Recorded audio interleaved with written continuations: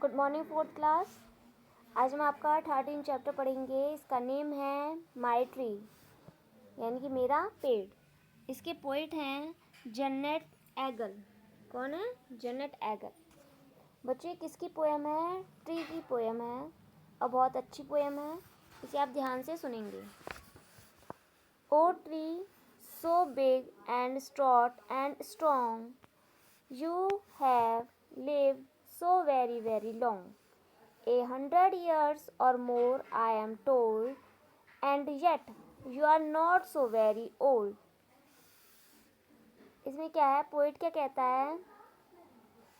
O tree so big and stout and strong. Stout means होता है बच्चों healthy, यानी कि मजबूत। इसमें क्या कहता है पोइट कि ट्री तुम क्या हो? बहुत बड़ी हो, स्टॉट हो, उनकी मजबूत हो, बलवान हो, ताकतवर हो। You have lived so very very long, कि तुम बहुत सालों से जीती हुई आ रही हो। 100 years or more I am told, and yet you are not so very old, कि तुम हो सकता है 100 साल की हो या 100 साल से भी ज़्यादा की हो, लेकिन फिर भी तुम क्या है? तुम ओल्ड, यानी कि तुम बूढ़ी नहीं लगती।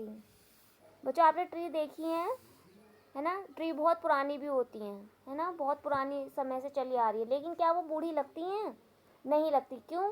क्योंकि उन पर नए नए पत्ते आते रहते हैं, है ना? नई नई शाखाएं निकलती रहती हैं। जो पुराने पत्ते होते हैं वो झड़ते रहते हैं, है ना?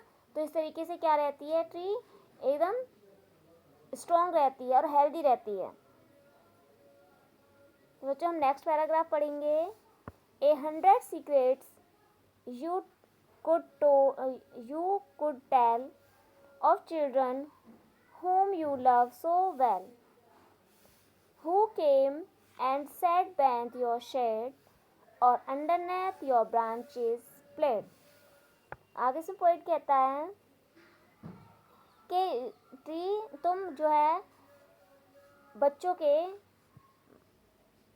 जिन्हें तुम प्यार करती हो, उनके तुम बहुत सारे सीक्रेट्स को जानती हो, लगभग 100 सीक्रेट्स को जानती हो और उन्हें तुम बता सकती हो।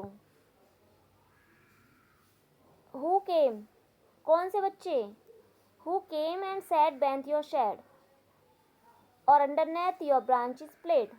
उन बच्चों के रहस्य जानती हो तुम जो तुम्हारे शेड में आके, तुम्हारी छाँव में आके, बेनेath मीन्स नीचे, तुम्हारे नीचे आके खेलते हैं, बैठते हैं और क्या करते हैं? तुम्हारे नीचे आके खेलते हैं। बच्चों इसमें क्या है देखिए, बेनेath मीन्स भी नीचे होता है और अंडरनेथ मीन्स भी नीचे होता है, ठीक है? तो जो है ट्री बच्चों जब इतनी पुरानी है तो आपको पता है ना, बच्चे ट्रीज के नीचे खेलते हैं, तो ट्री को बच्चों के सारे जो सीक्रेट्स सारे सीक्रेट्स जो है पता रहते हैं कि बच्चे वहाँ खेलते हैं। तो इसलिए पोइट कह रहा है कि जो बच्चे तुम्हारे नीचे आके बैठते हैं, खेलते हैं, तुम उनके सीक्रेट्स हमें बता सकती हो कि तुम्हें इतने सीक्रेट्स पता हैं।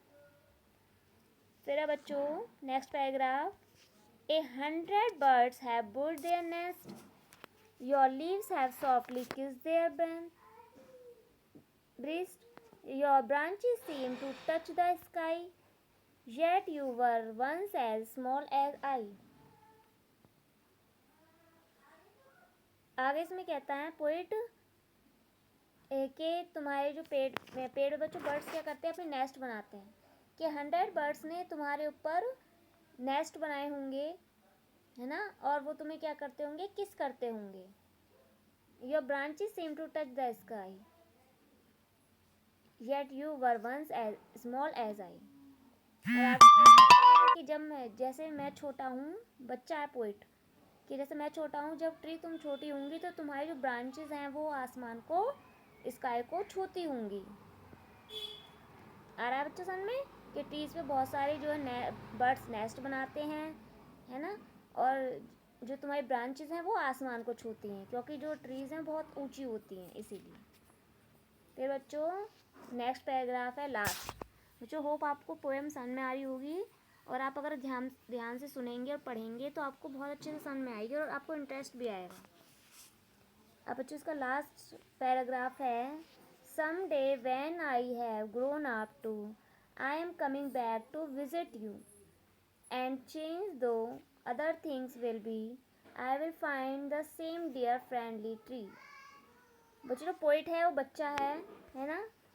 तो वो आगे कहता है कि एक दिन जब मैं बड़ा हो जाऊंगा, I have grown up too, I am coming back to visit you, कि मैं वापस तुम्हें विजिट नहीं होता बच्चों देखना, कि मैं तुम्हें वापस देखने आऊँगा, यानी कि मैं तुम्हें मिलने आऊँगा बड़े होकर। And change though other things will be, I will find same dear friendly tree, कि हो सकता है कि जो है चीज़ें जो है जब मैं बड़ा होके आऊँ चेंज हो जाएं, है ना, बहुत सारी चीज़ें चेंज हो जाएंगी, लेकिन क्या I will find the same dear friendly tree, लेकिन मैं क्या तुम्हारे जैसी, यानी कि तुम्हें बिल्कुल सेम ही वैसे ही फ्रेंडली पाऊँगा। यानी कि बच्चों दुनिया चेंज हो सकती है लेकिन ट्रीज़ वैसी की वैसी ही रहती हैं, है ना। जरूरी नहीं है वही ट्री हो, लेकिन और जो ट्रीज़ हैं वो हमेशा एक जैसी ही रहती हैं। तो इसीलिए जो है पोइट बड़े होकर वापस आने की बात करता है और ट्रीज से मिलने की बात करता है। तो बच्चों आप इसको पोएम को पढ़ेंगे, है ना। मैं इसका वर्क भी सेंड कर रही हूँ, वर्क करेंगे आप सुंदर सुंदर, इसके डिफ़िकल्ट वर्ड नहीं करने हैं इस चैप्टर के। और बच्चों इस चैप्टर की बुक में दिया हुआ है complete these lines of the poem, तो वो आप खुद करेंगे बुक में से, ठीक है। इतना काम तो आप कर सकते हैं, वो आप बुक में से करेंगे, डिफ़िकल्ट वर्ड नहीं करने हैं, बाकी काम आप कॉपी में ही करेंगे, ठीक है बच्चों। अगर कोई प्रॉब्लम हो तो आप पूछ सकते हैं। Thank you.